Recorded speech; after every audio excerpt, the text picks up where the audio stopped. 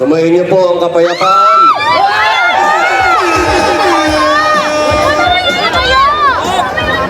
Ako po ay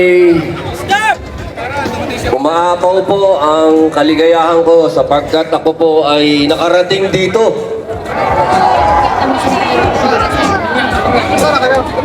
Napakarami pong balakid.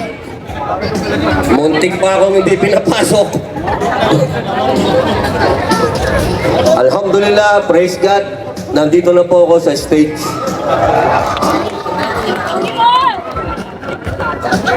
Gusto ko lamang pong iparating sa inyo sa kapatiran ng Iglesia ni Cristo ang aking buong pusong pasasalamat sapagkat hanggang ngayon po hindi po ako magiging senador kung hindi nyo ako ginawang number 1.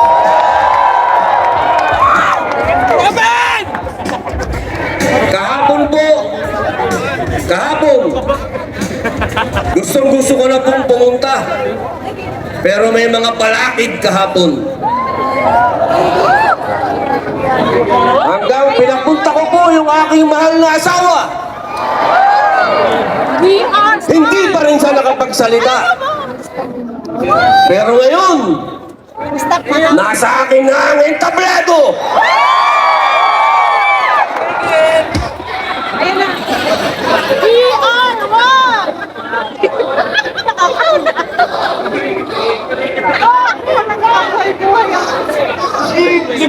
Salamat mga kapatid. Akala ko baby ama eh. Baby ama! Baby ama! Salamat mga tol. Baka ikakulong-kuli yan. Ako po ay nakikiisa sa inyo. We are one! We are one! We are one! Pagamat English yan, we are one! Sigurado ako yung mga basher ko sasabihin yan, hindi naman na naiintindihan yung we are one. Alam niyo po,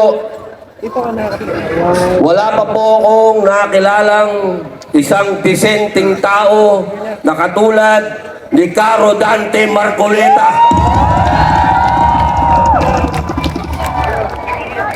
Yan ho ang isang senador na napaka-humble. We are one. Hindi kailanman ipinagyabang na siya ay abogado. Marami kaming kasama, abogado! Abogado! Abogado!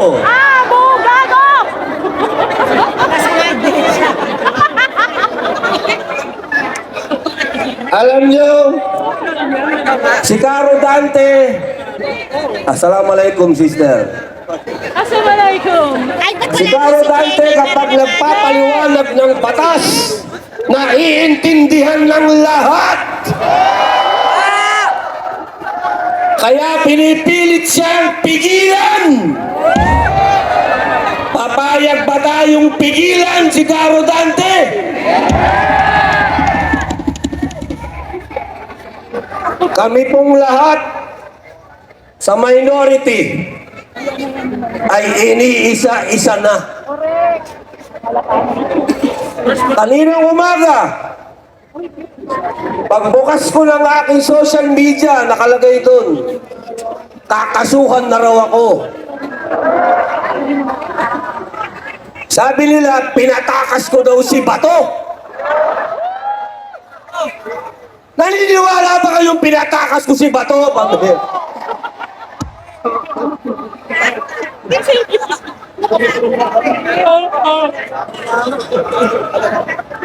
Paano? Pilipinas to, tapos ang warrant of arrest galing dayuhan? Pambihira. Akala ko ba malaya tayo? Tingnan nyo ha. may warrant daw sa ICC. Sabi nila, pero yung Pangulo natin, iniimbita si Putin sa Pilipinas.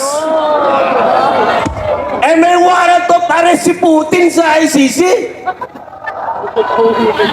Ano, pwede na lang ikaso kay Presidente? Di ba ang gulo?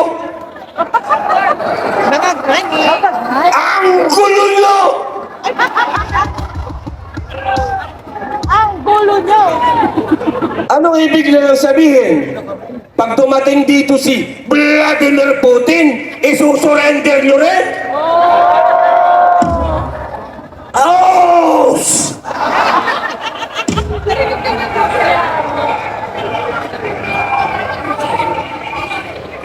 Pilipino lang ang kaya nyong isurrender! Wala ma, isang kong kausap ko. Ano yung kakaso nyo sa akin? Obstruction of justice daw. Napanood nyo ba yung CCTV? Mukha kang tumakas si Bato. Pambira, naglalakad kami, sumakay kami ng kotse, lumabas kami.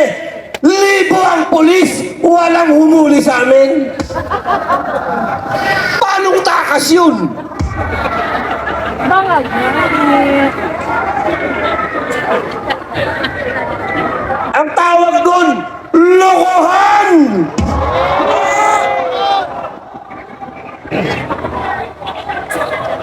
Lokohan! Lokohan!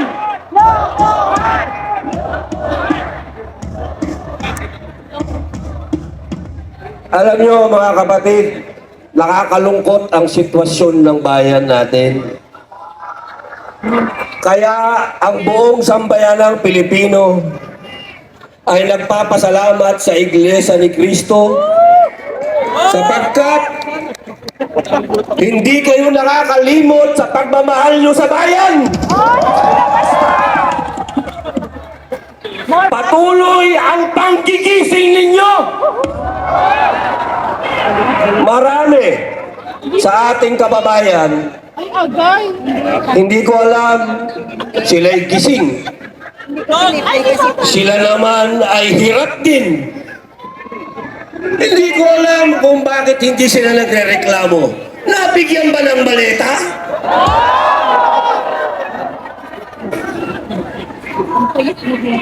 Ang dami nating mga politiko na dati ay matatapang. Matatapang sila. Pero nakalimutan nila to. Nasaan na to? Nasaan? Ah!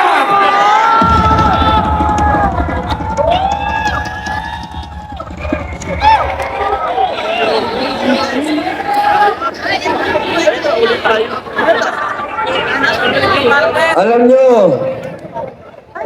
ang tatay ko, si Assemblyman Roy Padilla Sr., kasama doon sa EDSA 1. Kung buhay siya, sigurado ako, nagmumura-mura yun! Bawal magmura dito kasi baka matadyakan ako palabas. Pero sigurado ako, masamang loob ng tatay ko. Dahil ibinigay niya ang buhay niya sa bayan. Ang tatay ko po'y binaril. Ang tatay ko po'y nagsakripisyo ng buhay para sa bayan. Kung makikita niya ngayon ang nangyayari sa bayan natin, na nagtutulog-tulugan yung mga politiko na dapat ay tumitindig, baka lumuluha na ng dugo yung tatay ko ngayon. Kaming mga anak niya na nawalan ng tatay dahil sa pagmamahal niya sa bayan niya, ngayon gusto kong tanungin yung tatay ko, tama ba yung ginawa mo pa?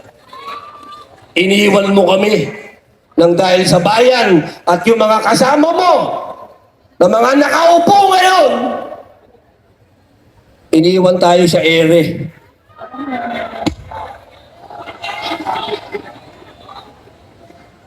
Napakasakit ng nangyari sa atin, mga kababayan. Mabuti na lamang nandiyan kayo, INC.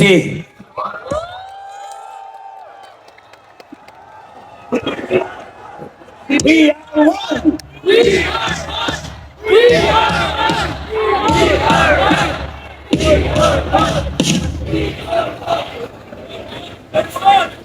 May isang punto na lang. Kasi alam ko, tapos na tayo eh. Buti nakahabol ako. Ito, pakiusap po. Hindi sa inyo, dahil alam ko, hindi nyo kami iiwan eh. Gagamitin ko na lang itong oras na to para makiusap sa mga kababayan nating hindi naman nadalan ng maleta, pero nagtutulog-tulugan. Iniisa-isa na po kami. Hindi po magtatagal, masushoot na naman ako. Alam na this. Ang katanungan na lang ngayon, kung ako bo'y isushoot dito o ipadadala ako sa Hague. Kasi yung kaso ko, obstruction of justice, na ang warrant of arrest galing sa ICC eh. Dayuhan. Sosyal. Wala naman akong obstruction of justice dito. Foreigner pare, ang kaso ko, foreign.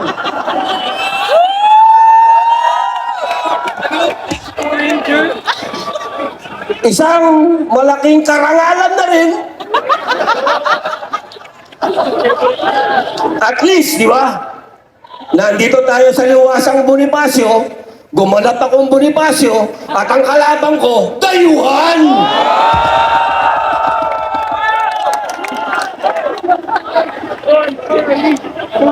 Ang pakiusap ko, mga kababayan ko na nanonood, mga Muslim, mga kapatid kong Muslim, mga kapatid nating Katoliko, Kristiyano, kanina nandyan si Greco Belica, nagsalita. Ang pakiusap ko sa inyo, walang pupuntahan ang bayan natin kung ang mga katulad naming pinapahiwatig sa inyo kung anong katotohanan, ay hahayaan nyo kaming makulong. Saan pupunta ang bayang ito kung yung mga nakikipaglaban para sa katotohanan ay hahayaan yung makulong?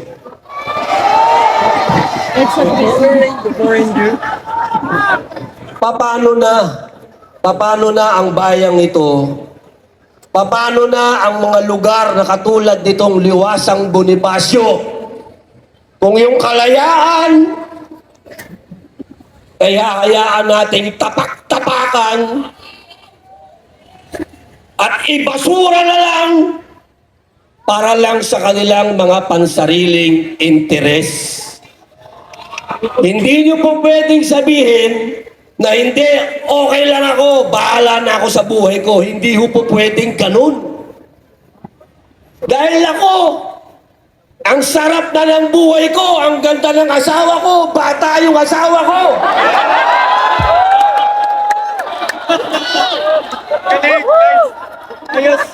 Pwede naman ako mag-artista, ang daming leading lady. Pero nagtitiis ako para sa inyo.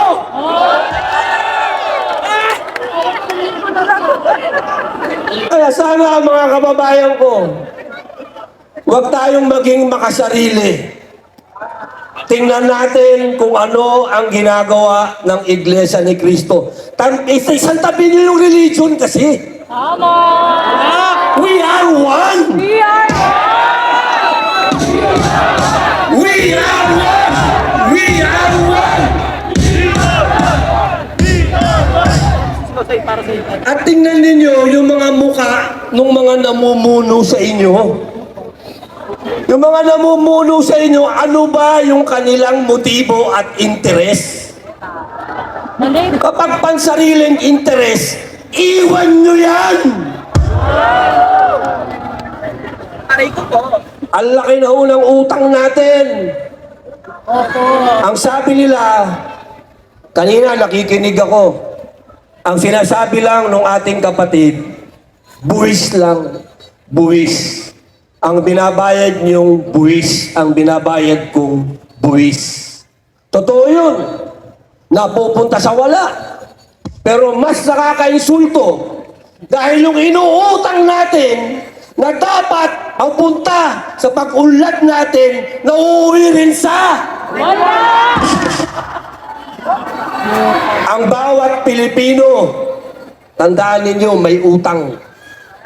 Pati magiging apo ninyo. Ano po? May utang. Papayag ba kayo na ganyan na lang ang buhay ninyo? Yung mga nagsasabing sila daw ay makabayan. Huwag kayong magmumura, bawal yan.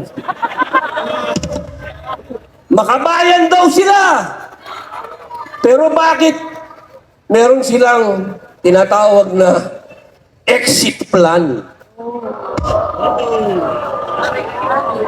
Yan ang tanungin ninyo sa bawat isa, mga mahal kong kababayang Pilipino. Ikaw, may exit plan ka ba? Bakit yung mga namumuno sa atin may exit plan? Ibig sabihin, wala silang plano para sa atin.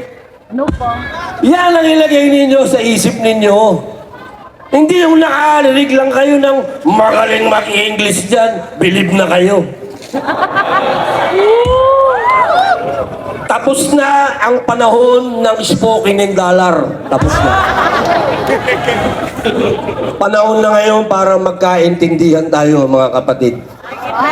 Mga kababayan ko, bilang panghuling salita, dapat kakanta yung hilera dito eh. Pwede ko bang pakantahin yung aking pamangkin? Mga kapatid, si Chris Padilla ng Hilera. Ikala ko sila po yan. Kapatid hindi. Hello, Ginggong. Alam niyo, dapat banda yan eh. Kaya ako inis na inis. Kasi yung isang miyembro nila, hindi daw nating kapartido. Kaya similin niyo yan. Nang dahil sa politika, eh dapat we are one, di ba? We are one, mga kababayan.